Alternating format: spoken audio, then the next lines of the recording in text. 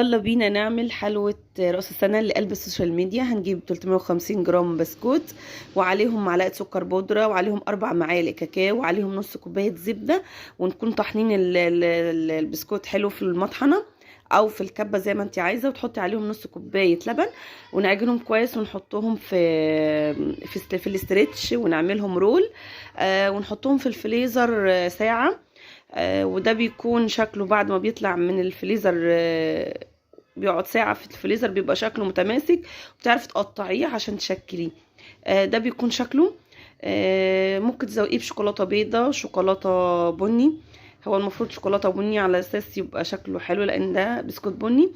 بنسيح الشوكولاتة البني في حمام مية ونحط عليها الفورماسيل وبنزوق، وده بيكون شكلها بجد رهيبة وطعمها جميل وموجودة في كل بيت، وممكن تعمليها ببسكوت المدارس.